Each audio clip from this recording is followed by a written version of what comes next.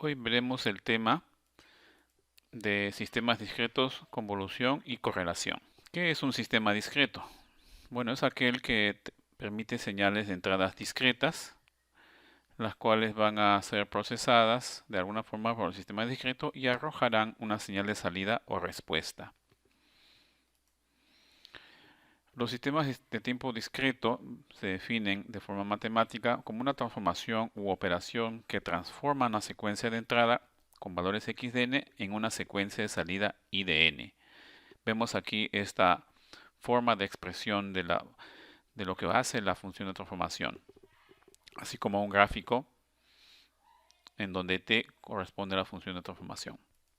Ejemplos de sistemas discretos pueden ser unos muy sencillos, tales como un retardo ideal, en la que simplemente la señal es retardada una muestra determinada, dada por un número entero.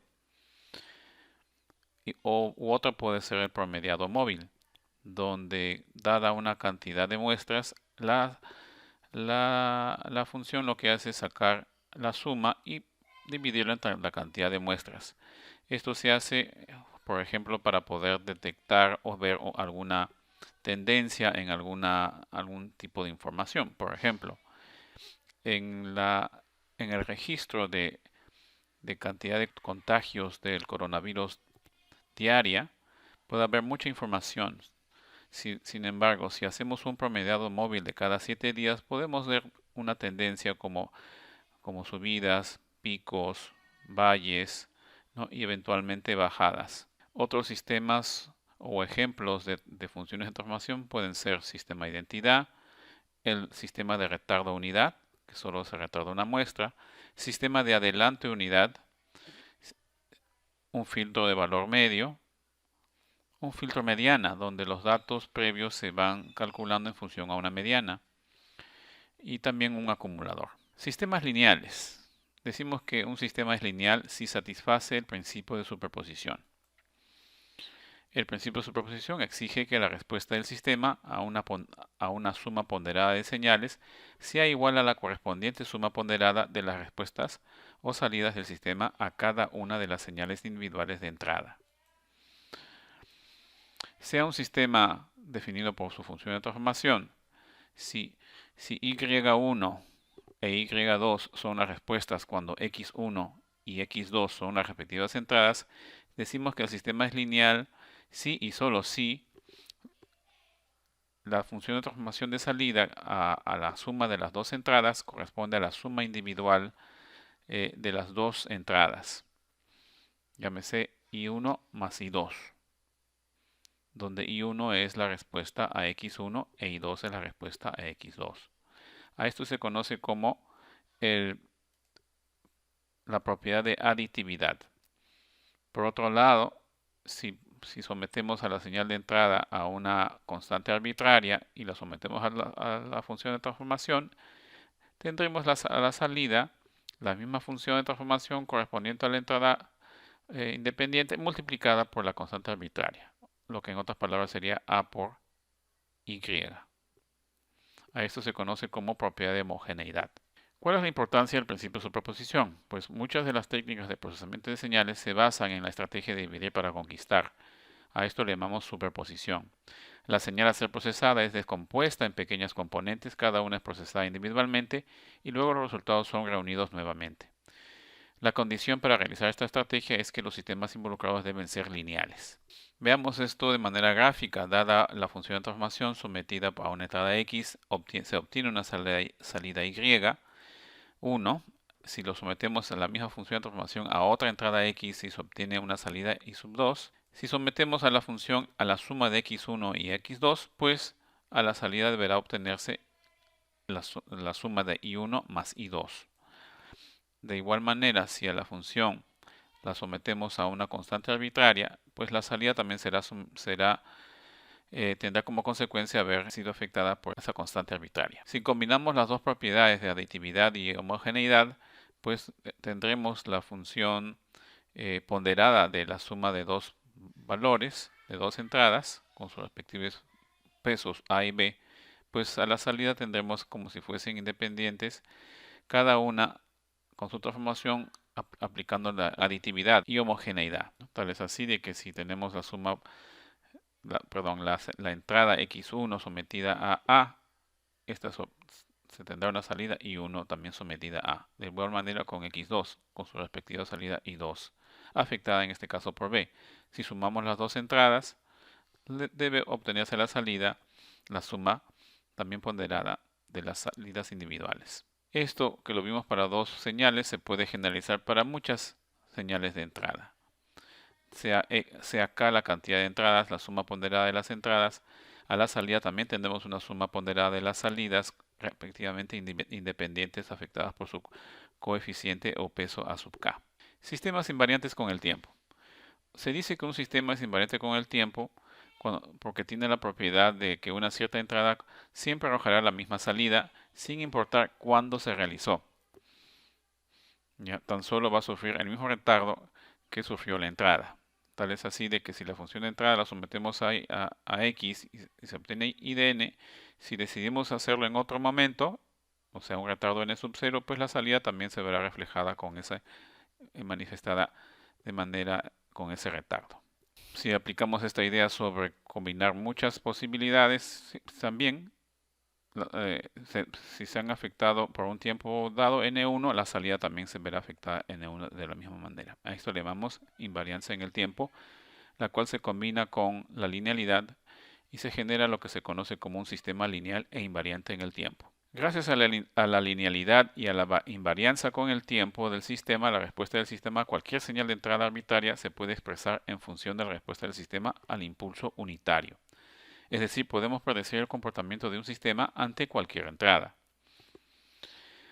Estos son los sistemas que nos permitirán usar toda la potencia del análisis en el dominio de la frecuencia y sus implementaciones. Para demostrar esto, necesitamos primero ver cómo poder descomponer una señal en función a los impulsos. Para eso primero definimos la señal de impulso unitario, que definimos como delta de n es igual a 1 para n igual a 0, es decir, para el origen, y 0 en cualquier otro caso. Se muestra aquí su gráfica, 1 en el origen, en 0 en el índice 0 y 0 para cualquier otro valor del índice. Y decimos que es posible descomponer una señal xn arbitraria como una suma de impulsos unitarios. Por ejemplo, sea xn la señal que se muestra acá en la parte superior, donde vemos que las muestras se han graficado en función de n, y si observamos bien, pues cada muestra en realidad es un impulso unitario. Claro que no es unitario, estará afectada por un valor que puede ser mayor, menor, negativo o menos negativo todavía, pero son impulsos al final. Si tomamos el késimo elemento y lo representamos mediante un impulso unitario, será el impulso desplazado en k con el valor 1.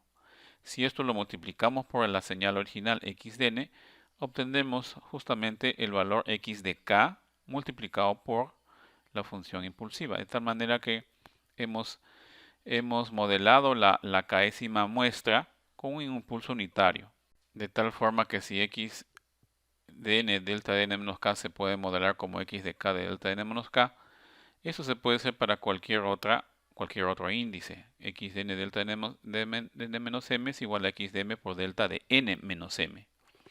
Entonces, si lo podemos hacer para una o dos muestras, lo podemos hacer para todas las muestras. Es más, pueden ir desde menos infinito hasta más infinito. Y se logra esta relación, donde sumando estas dos o todas las muestras para x de n, no se va a ver afectado porque cada impulso va a hacer su contribución a la señal. Es así entonces que x de n se puede descomponer como una suma ponderada de impulsos unitarios desfasados k para el késimo valor de x. Esta relación es importante para poder deducir lo que vamos a ver a continuación. Otra definición muy importante es la respuesta impulsiva. Dado un sistema lineal invariante en el tiempo, la cual la sometemos a la función impulso unitario, lo que se obtiene se conoce como respuesta impulsiva o respuesta al impulso. Entonces, Digamos que queremos saber cuál es la salida ante una entrada determinada de nuestra función de transformación. Vamos a poner la señal de transformación en función de lo que acabamos de deducir, la respuesta de la entrada en función a impulsos unitarios. Al final, si lo vemos bien, no es otra cosa que una suma ponderada, donde tenemos impulsos desfasados en k, no afectados por una constante, ¿verdad? Si sometemos al sistema a una sumatoria de impulsos según el principio o la propiedad de aditividad, pues será igual a la suma de los impulsos o de las funciones independientes. Tal vez es que entonces la sumatoria puede salir de la expresión, ya que va a ser la suma de las salidas, cada salida independiente. Y teniendo en cuenta que la función de transformación está en función de n, pero debido a este cambio de variable ya no depende de x de k, no depende de n, así que podemos usar la propiedad de homogeneidad para decir que sale fuera como constante y lo que queda dentro solamente es la función impulsiva, la función impulso unitario desfasada k muestras. Y teniendo en cuenta la definición que acabamos de dar, que donde la respuesta impulsiva es la respuesta de la función del sistema discreto ante la entrada de un impulso unitario, pues por la invariancia, la propiedad de invariancia en el tiempo, podemos deducir también que h de n menos k es igual a la función de transformación para cualquier retardo que se pueda dar. Entonces, la función de transformación puede ser reemplazada por la función impulsiva. Eso es lo que ocurre acá. Y lo que tenemos al final es una ecuación en la que nos permite calcular la salida de I de n en función de las muestras X y de la respuesta impulsiva. A esta relación se conoce como convolución discreta. Bien, entonces esta ecuación es muy importante porque nos permite determinar cómo es la salida de un sistema discreta cuando lo sometemos a una entrada X y conocemos su respuesta impulsiva. También es usual denotarla mediante esta operación o este operador xn asterisco hdn. Bien, lo que acabamos de dar a conocer es una formulación matemática que combina las dos señales para generar una tercera señal. Y para un sistema lineal invariante en el tiempo, la convolución describe cómo puede ser la señal de salida cuando la señal de entrada y la respuesta impulsiva del sistema. Bien, si tenemos nosotros el sistema lineal invariante en el tiempo y lo sometemos a impulso unitario, obtenemos la respuesta impulsiva, h. Y si tenemos la respuesta impulsiva y la sometemos a una entrada X, obtendremos fácilmente la salida mediante la convolución de la secuencia H con la secuencia X. Bien, ahora el problema es cómo calcular la convolución. Si tenemos dos señales X y H de n, ¿cómo calculamos I de n? Hay que someter las secuencias a esta suma ponderada, donde la estrategia va a ser buscar para cada valor de n cómo sería esta sumatoria, ¿no? Entonces, para un n fijo, digamos n igual a menos 5, hacemos la sumatoria. Para n igual a menos 4, hacemos la sumatoria. Y así sucesivamente hasta obtener la última señal. Obviamente, en sistemas reales no vamos a tener valores infinitos. Siempre van a haber valores acotados. Una ayuda para entender bien lo que es la convolución es el uso de la convolución gráfica. Con la ayuda de gráficas necesarias podemos calcular la convolución de dos secuencias mediante estos pasos que vamos a describir a continuación. Primero, dadas las dos secuencias x de n y h de n, las vamos a referir a la variable k, ya no de k, y obtendremos h de k y x de k. Luego hacemos la reflexión de la respuesta impulsional de h de k para formar h de menos k. Luego retardamos n posiciones a h de menos k para formar h de n menos k, ¿no? Para finalmente multiplicar x de k por h de n menos k. Ahí está, digamos, la componente de la sumatoria. Y vamos a sumar sobre todo acá, y eso vendría a ser la sumatoria. Repetir este proceso variando n, ¿no? Por eso le decíamos, primero lo hagamos para cierto n, hacemos este proceso y luego repetimos para todos los valores n que se puedan dar. Y esto tendría que significar que vayamos entre menos infinito hasta menos infinito para n. Pero en la práctica sabemos que siempre va a estar limitado. No tendremos que usar desde menos infinito hasta más infinito. Bien, vamos a ver un ejemplo. Digamos que x es la señal de entrada al sistema y h la respuesta impulsiva, dada por estas dos secuencias, todas las dos de 4 muestras cada una. Cabe anotar la flechita que vemos que apunta hacia una muestra. Esto indica de qué es la muestra que tiene índice 0. Entonces, en el caso de x, 1 es la muestra de índice 0. Y en el caso de h, 2 es la muestra con índice 0.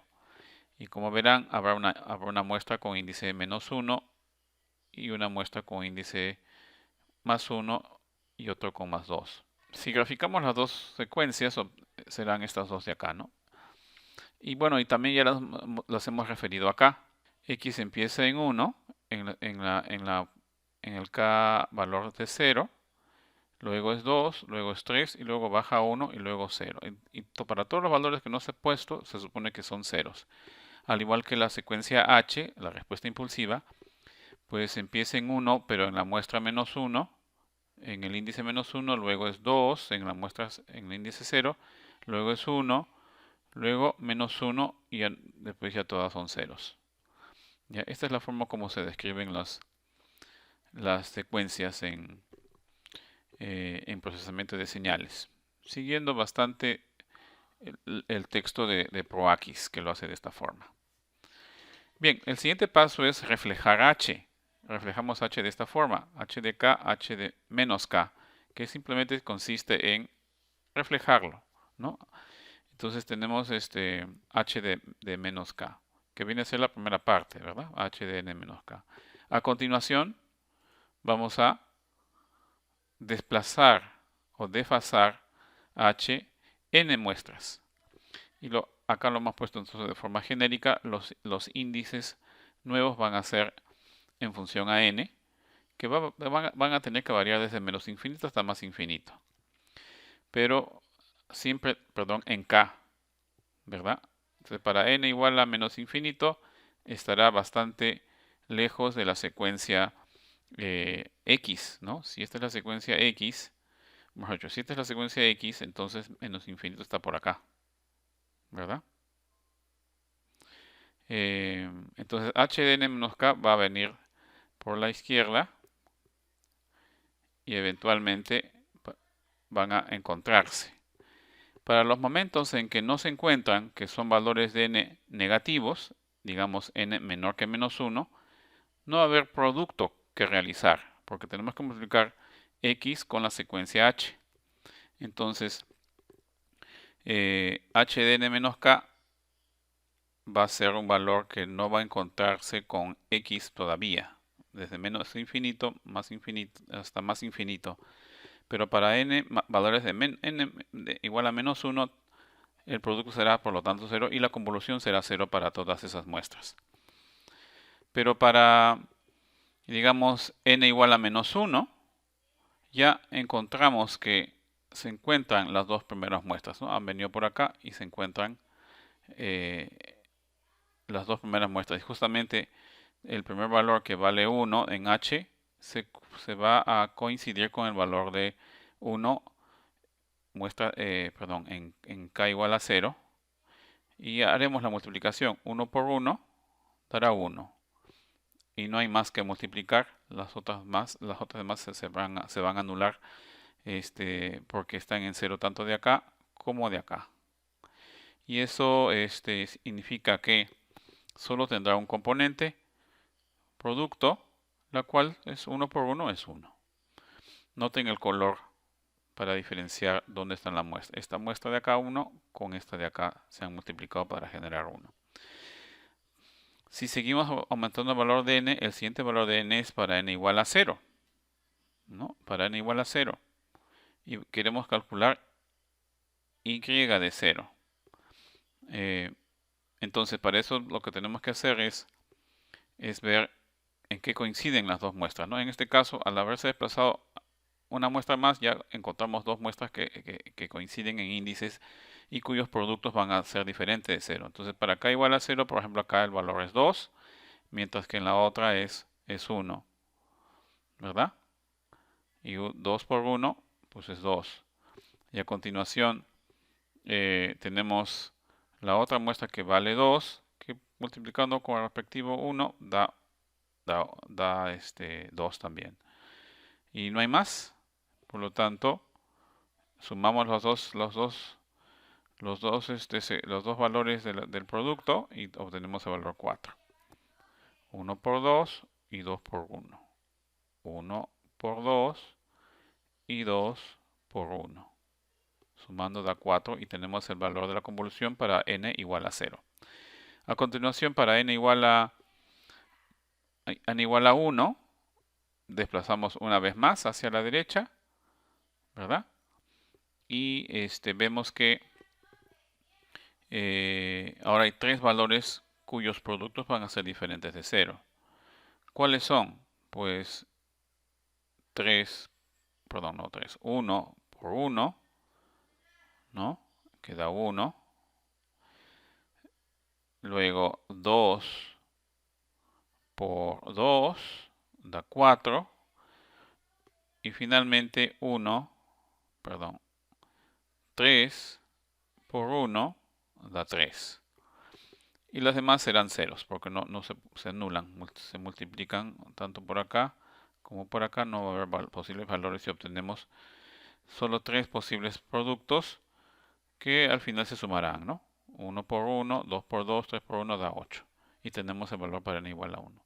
Entonces, y así sucesivamente podemos avanzar. Para n igual a 2, desplazaremos dos muestras más y veremos que ahora serán 3 las muestras las 4 que las muestras que se solapan. Habrán 4 productos, las cuales corresponderán a lo que estamos viendo ahorita, ¿no? 1 por menos 1, 2 por 1, 3 por 2, 1 por 1, y eso da 8. Tenemos el valor, y para n igual a 3 también tendremos algo similar, ¿verdad? Para n igual a 4 ya comienza a disminuir, ¿no? ¿Por qué? Porque ya nos estamos yendo hacia el otro lado y tenemos valores que se están desapareciendo, ¿no? Para n igual a 5 habrá un último valor y para n mayor que 5 ya se habrá ido ya la secuencia h de n acá para hacia el más infinito y todas las secuencias serán 0 porque no habrá producto entre las dos secuencias. Y de esa manera la convolución estará dada por 0, 1, 4, 8, 8, 3, menos 2 y menos 1, las cuales la podemos colocar de esta forma, o si no, en forma gráfica, ¿no? Empezamos en n igual a menos 1, pasamos por n igual a 0, 4, n igual a 1, 8, luego 8 y así sucesivamente. Y esta vendría a ser la convolución de esas dos señales. Podemos hacer otro ejemplo adicional teniendo presente tal vez dos secuencias más sencillas, como pueden ser señales tipo pulso, las cuales también vemos acá su definición. X de n es igual a 1 si es que n está entre 0 y n menos 1, donde n es la cantidad de muestras para este primer pulso. Y si h es otro pulso, señal pulso, será 1 para las m muestras, 0 en otros casos. Esta es otra señal bastante fundamental, así como lo es la señal impulsiva, solamente que esta es una señal tipo pulso. Entonces, acá las hemos dibujado, ¿no? La primera señal para n igual a 5, la segunda para n igual a 3. Hacer la convolución implica referirnos acá está referido acá, inclusive está ya reflejada, ¿verdad? Los tres valores. Y a continuación habrán diversos momentos en los cuales la señal h va a pasar por el filtro X, ¿no? Entonces habrán valores nuevamente cuando no hay producto, esos serán para n igual a 0, para n menor que 0, perdón, la salida es 0, para n igual a 0 nos encontramos con 1 y ahí como los valores son 1, entonces el producto sigue siendo 1. Para n igual a 1, tendremos dos muestras, 1 por 1 más 1 por 1, 2. Luego 3, ¿no? 1 por 1 más 1 por 1 más 1 por 1, 3. Luego, estos 3 de acá se desplazan acá, también será 3. Luego también 3. Y comenzamos a salir las tres muestras, solamente 2, 1 y eventualmente 0. Con lo cual se consigue también la convolución. Y sería esta la forma de cómo una señal, de lo que se tiene de cómo se obtiene la convolución discreta. Notar siempre esta idea, ¿no? Tenemos dos secuencias, ¿no? X y H. Y a H la volteamos y la hacemos navegar por todo valor de K. Va de alguna manera a influenciar a X con estos productos que se suman, ¿verdad? Y eventualmente va a salir. La idea es un poco como cómo se van las dos señales interfiriendo o interactuando para generar una nueva señal. Esa es la idea de la convolución. Bien, en la práctica, como habremos notado, no se obtienen infinitos valores. Y por regla general podemos decir que si xn tiene n muestras y hn tiene m muestras, entonces I de n a lo mucho va a tener n más m menos 1 muestras. Es decir, la secuencia de salida también es finita. Ahora, ¿para qué sirve la convolución? Bueno, ya vimos que nos permite obtener la salida en función a una entrada y en función al sistema lineal invariante en el tiempo. Un sistema lineal invariante en el tiempo es un filtro. Un filtro modifica el contenido en frecuencia de una señal, ¿no? Cuando hablábamos de un filtro pasa abajo, significa que deja pasar las frecuencias bajas. En cambio, un filtro pasa alto, deja pasar las frecuencias altas. Acá se ve una señal que tiene un comportamiento interesante porque, bueno, oscila, significa que es una frecuencia, ¿verdad? Pero también es como una sinusoidal, pero va aumentando con el tiempo, ¿no? Entonces acá hay un comportamiento lento de baja frecuencia con un comportamiento de alta frecuencia que es esta sinusoide. Si encontramos nosotros la respuesta impulsiva de un sistema que me permite hacer filtrar la alta frecuencia y dejar pasar la baja frecuencia, el resultado va a ser este. Pues no vamos a tener la oscilación que es alta frecuencia y más bien el desplazamiento lento de la señal se va a mantener porque es de baja frecuencia. De forma similar, si encontramos una respuesta impulsiva para el filtro que nos permita filtrar las bajas frecuencias y dejar pasar las altas, entonces el efecto será sobre la misma señal de que lo lento se elimina, pero se mantiene la alta frecuencia. Entonces, más adelante vamos a ver cómo diseñar las respuestas impulsivas para obtener un filtro que queramos que nos pueda interesar, ¿no? Así como hay filtrajes, hay otras operaciones que quisiéramos tener. Por ejemplo, queremos atenuar, pero también invertir la señal. Atenuarla significa bajarle la energía, los valores numéricos. Y por otro lado, invertirlo. Entonces podemos encontrar una función impulsiva que hace esa operación. O tal vez nos interesa sacar la derivada, ¿verdad? Entonces esta función que es seno se convierte en coseno, además de anular las frecuencias bajas, ¿no? Es una derivada, es toda una derivada. Otra aplicación interesante sirve para poder modelar sistemas, ¿no? A veces requerimos predecir lo que hace un sistema y si sabemos cómo es el sistema, podemos predecir la señal. Y por ejemplo, esto se usa en telefonía. En telefonía lo que queremos es de alguna forma transmitir eficientemente la señal de voz, la señal vocálica. Entonces, lo que se ha hecho es modelar matemáticamente todo el sistema de fonación que tienen los seres humanos. Y se debe entender pues que hay una fuente de señal que viene a ser la vibración de las cuerdas vocales. Cuando esa señal, que en realidad es aire, a esa vibración, pasa por la cavidad bucal o nasal, le va a hacer modificaciones a las frecuencias y van a generar los sonidos correspondientes. Pues si logramos nosotros hacer el modelamiento del sistema fonador, podemos, en vez de estar mandando la forma de onda, mandar los parámetros o las respuestas impulsivas del sistema que estamos tratando de modelar. Y eso es lo que en realidad ocurre. El sistema del aparato fonador es un sistema lineal e invariante en el tiempo. Y nos permite tener una representación sencilla de la voz, ¿no? Bueno, la convolución también tiene sus propiedades, como es conmutativa, también decimos que es asociativa, es distributiva con respecto a la suma. Esto es interesante para efectos de linealidad. Además de la existencia de elementos neutros. Si nosotros convolucionamos la señal con la misma función impulsiva, o perdón, el impulso unitario, entonces obtenemos la señal. Bien, otro concepto interesante, pero diferente a la vez, es la correlación. ¿Ya? La correlación es una forma de medir cuánto dos señales tienen cierto parecido. También la conocemos como correlación cruzada.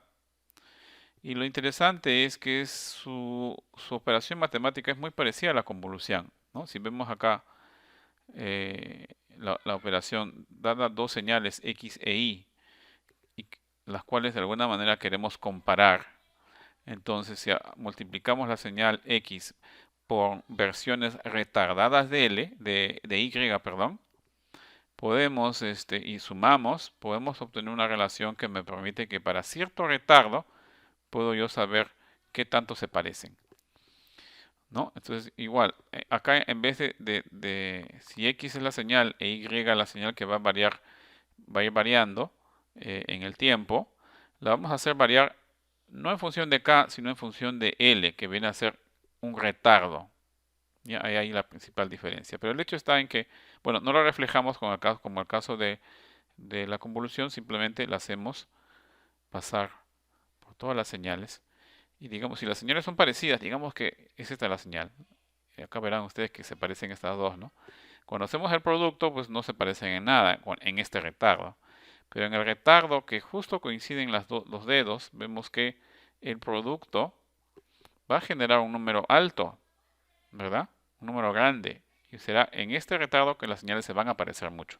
Entonces, en ese sentido, la correlación nos permite determinar eso y que tiene aplicaciones bien interesantes, como por ejemplo en los sistemas de radar o sonar también, ¿no? Y que el objetivo aquí es determinar a qué distancia se encuentra un helicóptero. Entonces lo que hacemos es mandar una señal de radar, que es en realidad un pulso. Un pulso de radar a su vez es más bien una función senoidal de alta frecuencia, pero que de poca duración. Ese pulso se manda, acá está representado mediante un impulso, pero es un pulso en realidad. Lo mandamos, sabemos cuándo lo mandamos, en el tiempo cero, digamos, y luego esa señal de radar, que es electromagnética, eventualmente va a llegar al helicóptero y va a rebotar. Ese rebote va a significar que va a venir la misma señal, pero obviamente atenuada, por eso le ponemos un alfa aquí, ¿no? Si X es la señal que enviamos e Y la modelamos como una señal que tiene que ver con X, retardada un tiempo, ¿verdad?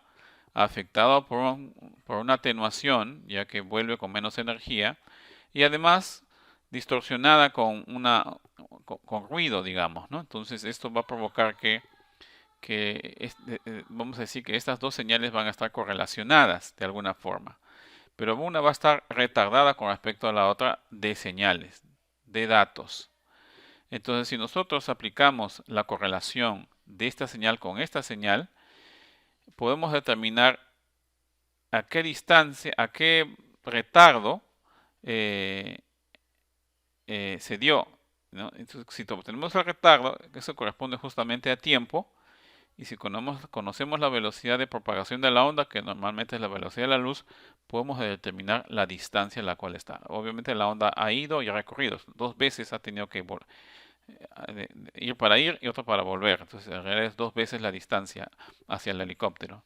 Y de esa manera, calculando un máximo en la correlación, vemos en cuánto tiempo demora. Es decir, determinamos el tiempo, ¿no?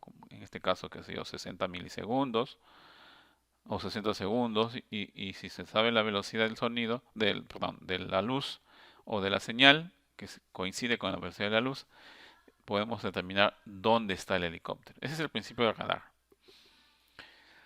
Otro concepto asociado es la autocorrelación, que no es otra cosa que la correlación de la señal consigo misma, ¿ya? Eh, y que también es una relación importante y que tiene una aplicación bien interesante cuando queremos hacer una especie de análisis espectral sencillo. Queremos tal vez detectar periodicidad en una señal.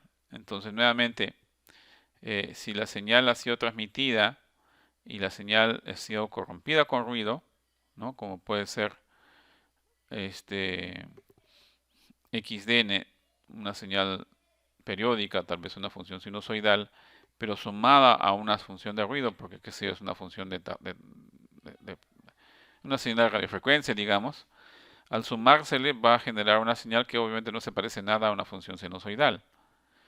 Lo que hacemos es aplicar la autocorrelación y la autocorrelación va a tener este comportamiento, donde vamos a poder detectar cierta periodicidad y el periodo estará dado obviamente por la diferencia de tiempo que hay entre el origen y el pico más importante posterior en el tiempo. Y ese será el periodo.